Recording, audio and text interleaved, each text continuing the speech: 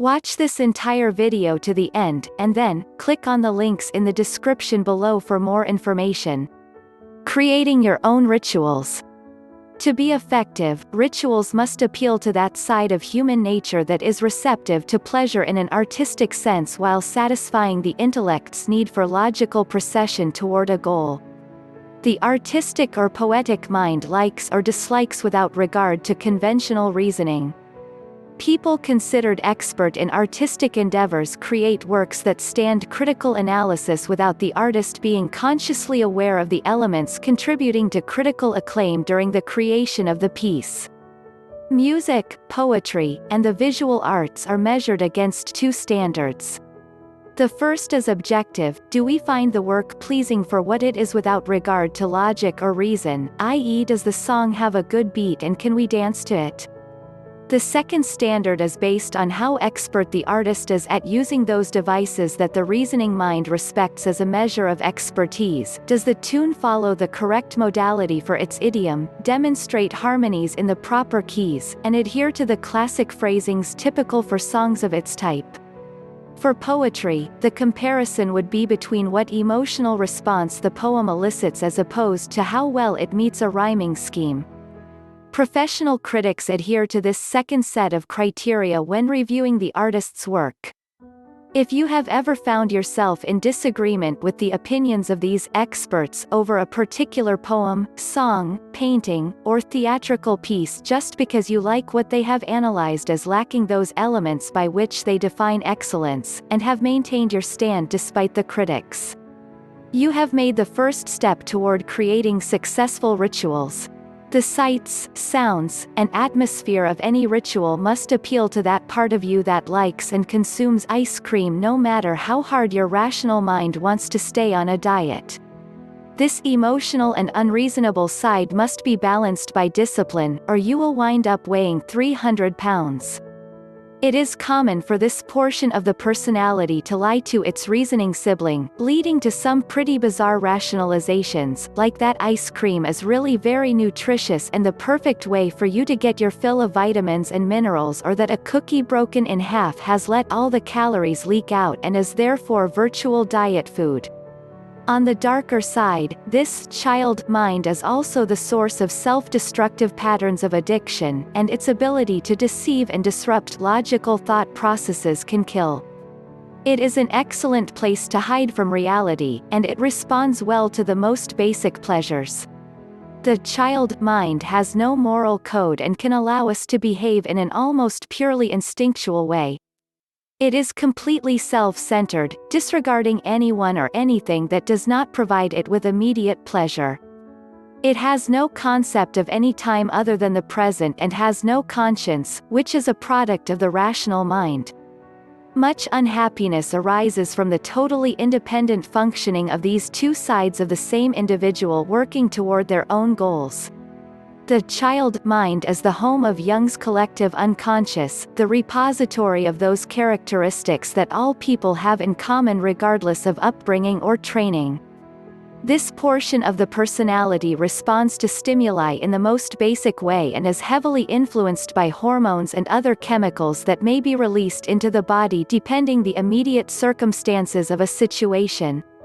It avoids pain and seeks pleasure, and only through the disciplines of reason and logic can its responses be tempered.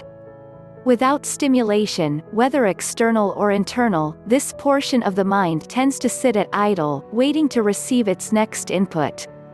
Because of its receptive nature, the child mind has been associated with the feminine side of the human personality, while the rational mind houses those traits associated with the masculine.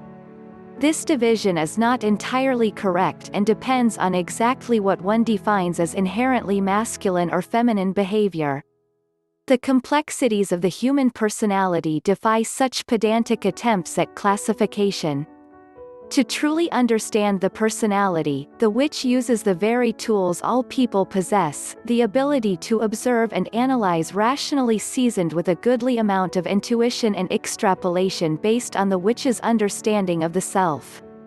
Concomitantly, witches spend a lot of time in reflective thought and meditation, use many methods of divination, and seek the opinion of spiritual guides before conducting a ritual.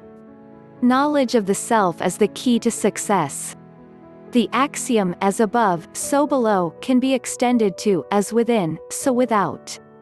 Identifying with the subject of a ritual allows the witch to predict the outcome and to structure the ritual in such a way that it will please any entities that may be involved. The witch acts as the microcosm where work can be tested for its effectiveness within the macrocosm. This principle applies equally to all rituals, including those involving magic. Role-playing after this fashion helps the witch to realize when some aspect of the work may be out of place and when too much force is being used to accomplish a magical feat. To force magic upon someone that cannot handle the change can cause serious damage and prevent any healing that may have been intended. If a ritual does not contain elements that satisfy both sides of the mind, it cannot succeed. A good ritual will delight the inner child with colors, sounds, sights, smells, and sensuality, while simultaneously appeasing the rational mind through logical associations, historical references, and the application of scientific methods. The more you can do to satisfy these requirements, the more likely you are to perform a successful ritual. Suppose you are romantically attracted to someone who, while amicable toward you, sees you as just a friend. You decide to do a love spell to bring this person closer to you, hoping to stimulate in this person the same feelings that you have regarding the relationship. The first thing to consider is whether or not getting closer to you is in this person's nature. Does your love object have any roadblocks standing in the way, like an existing love relationship or a history of painful romantic experiences? You may be able to gather this information from mutual contacts, or you may find it useful to do a divination or consult your spirit guides. Use any tool that you trust to provide you with as much information as possible. Forcing your way through negative barriers is certainly possible, but not always wise. In particular, never attempt to destroy a current love relationship in order to achieve your personal goals. You may at first succeed, but the threefold law is very clear about the disaster you will bring upon yourself eventually. Personal gain at another's expense invites trouble. The same holds true for magically bashing through a barrier that unleashes painful memories in your love object. The very feelings that you wish to promote may produce extreme anguish, so much so that, as romantic feelings arise, that person is likely to run and hide to prevent repeating the tortuous experience of loving and losing. You have done your best to determine that there are no blocks standing in your way, and you feel ready to compose a rite that will produce your desired end. Define this goal as clearly as you can. With love spells, it is usually better to plant a magical seed and let the love grow as it may rather than to use more binding methods. You may find with time that this particular flower has no place in your personal garden. Remember that as you bind, so will you be bound. Letting love follow its own course reduces the risk of binding you to a relationship that may prove entirely wrong for one or both parties. Love magic can ease the way toward establishing feelings in your love object that reciprocate your own. Therefore, it is extremely important for you to know yourself and your own feelings very well. Meditate, consult your spirit guides, use divination, and by all means discuss your feelings with trusted friends. Determine what's right for you and your love object, and then go ahead and do it. The specifics of such a spell should include colors that you find conducive to creating that loving feeling in you. If you know the favorite color of the person you wish to attract or have noticed that the person dresses in a particular shade, use it. If some smell reminds you of the person, you may want to mix its essence with a fragrance you prefer when you are feeling your most attractive. You can use these in circle during the rite in the form of incense or perfumes. Scenting yourself with this blend both during and after the rite will help you to focus on your goal. Everything that decorates your circle should be after a fashion that would make your love object comfortable and attracted to the decor. Next, you should consult various tables of correspondences to determine what aspects are classically associated with the work at hand.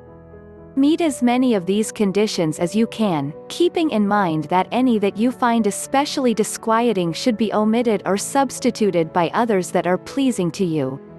Eliminate all negative influences when making these choices. The tables speak in generalities.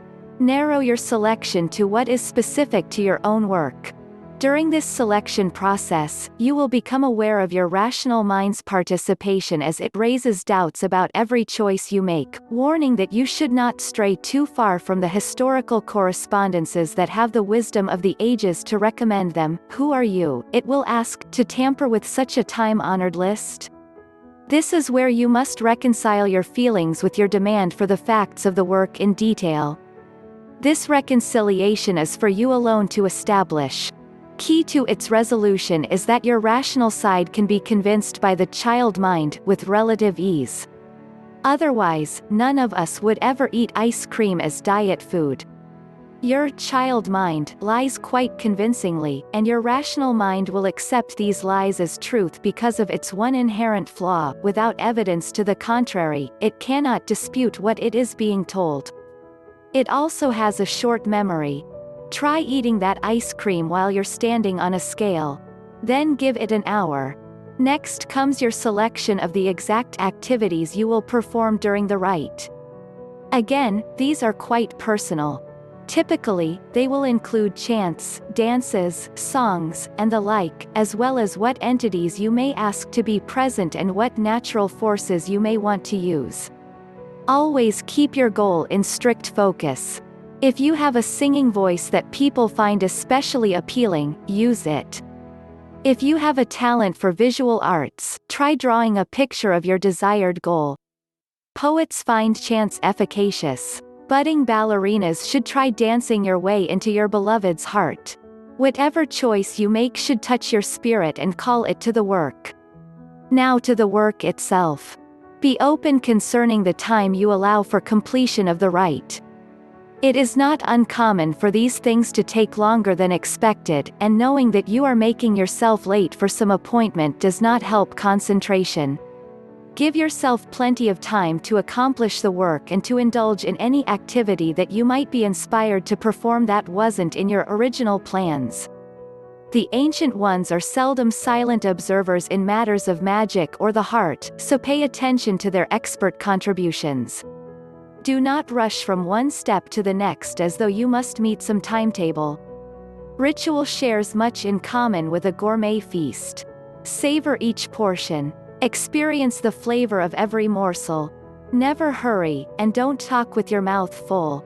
Maintain full concentration on what you are doing at the moment. The whole will take care of itself as long as you pay attention to the separate parts. Project your entire being into your work. Hold nothing in reserve. You should feel completely drained by your effort. Launch the power you have summoned to yourself throughout the rite with the cosmic force. You are dealing with pure energy. The more you pour into the work, the more effect the work will have.